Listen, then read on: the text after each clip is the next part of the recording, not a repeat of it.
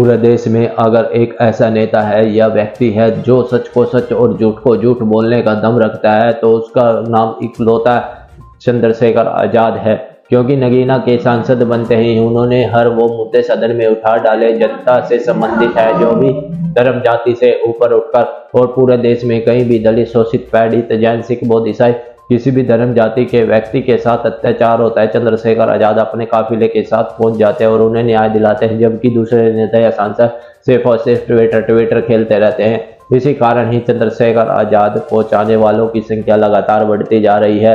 तो दूसरी तरफ मनुवादी, सामंतवादी जो न्याय पसंद होते हैं वो चंद्रशेखर आजाद का विरोध भी करते रहते हैं, उनके प्रोग्रामों को खराब करते रहते हैं।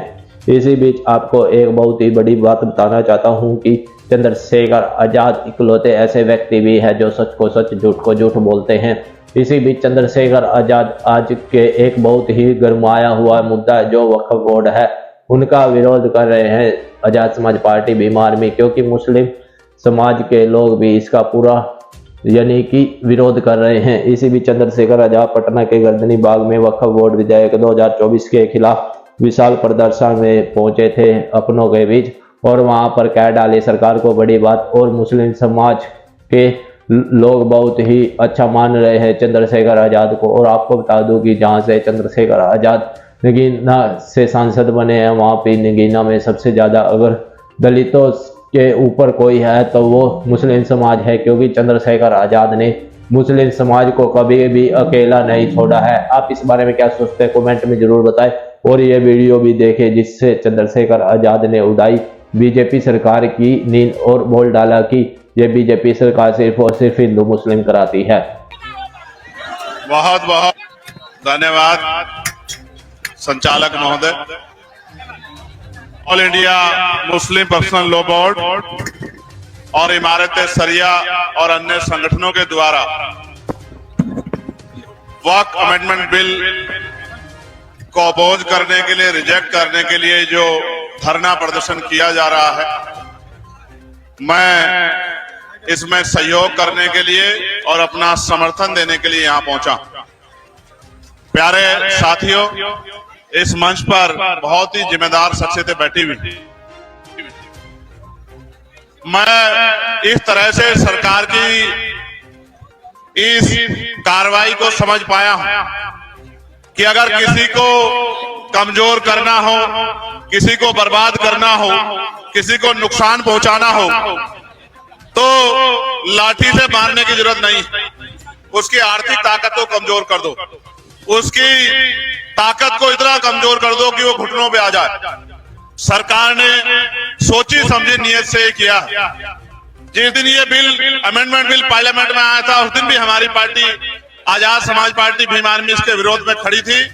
और जब जब जेपीसी ने के मेंबर कहीं भी गए हो कमेटी के, चाहे बिहार आए हो, झारखंड आए गए हो, हमारी पार्टी के लोगों ने मेमोरेंडम देके अपना विरोध दर्ज कराया था। और अब जब सार्वजनिक रूप से चर्चाएं होने लगी हैं तो हम सार्वजनिक रूप से भी मंच से ऐलाना इस बात का ऐलान करते हैं कि हम इसका विरोध करते हैं।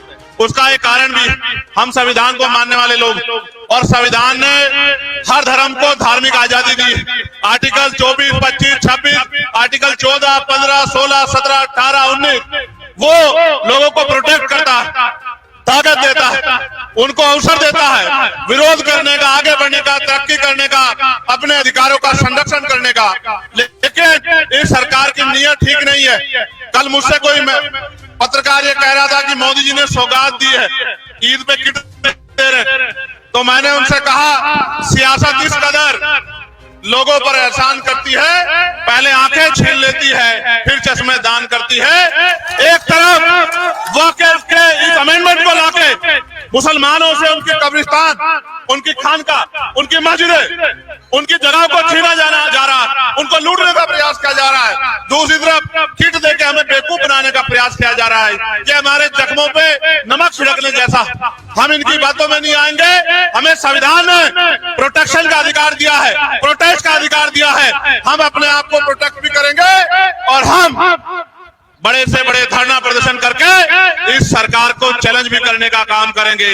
और मैं बहुत जिम्मेदारी से कह रहा हूं, बहुत जिम्मेदारी से कह रहा हूं, एक बार जीवन मिलता है, बार बार नहीं मिलता जीवन, इसलिए याद रखा जाता है कि आपने क्या किया। इतिहास याद रखेगा जब देश में कमजोर लोगों पे जुल्म किया जा रहा था, कौन किस तरफ खड़ा था। मैं यहाँ से खड़ा होकर कह रहा हूँ बिहार के मुख्यमंत्री जी से कि वो कमजोरों की आवाज सुने और जो फैसला वो हर बार लेते हैं बदलने का, एक बार और वो फैसला ले ले तो शायद मुल्क के हालात बदल जाएं।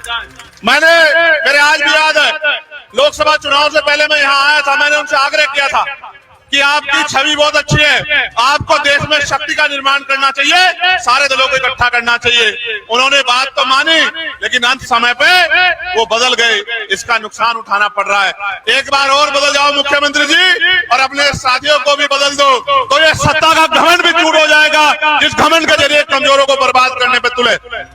वो जो बिल है उसको पढ़ने की जरूरत, वो कर क्या रहे हैं?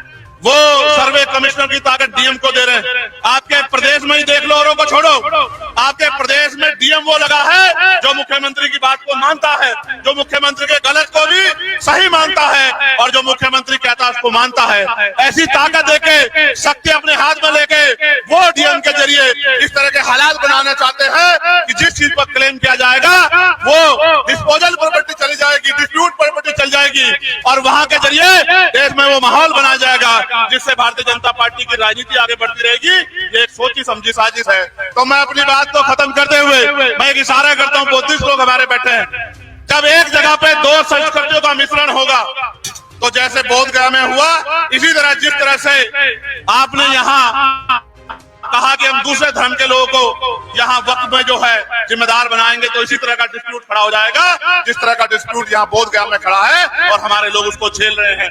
मैं बहुत जिम्मेदार से कह रहा हूँ कि जब तक ना बदले जालिम हुकूमत का मिजाज, एहतजाज एहतजाज और एहतजाज, ये एहतजाज हमारा जारी रहेगा और हुकूमत कान खोल के सुने, हम कमजोर नहीं है, संविधान के जरिए अपनी लड़ाई लड़ेंगे। मैं ऐलान करके कहता हूँ हर जगह पे आपके साथ खड़े हैं और जब तक सरकार झुक नहीं जाती, जब तक वो अपनी इस गलत सोच को वापस नहीं लेती, आपके साथ खड़े रहेंगे। मैं इमारत सरिया का बहुत शुक्रिया अदा करूंगा, समय समय पे उनकी गाइडेंस हमें मिलती रहती है।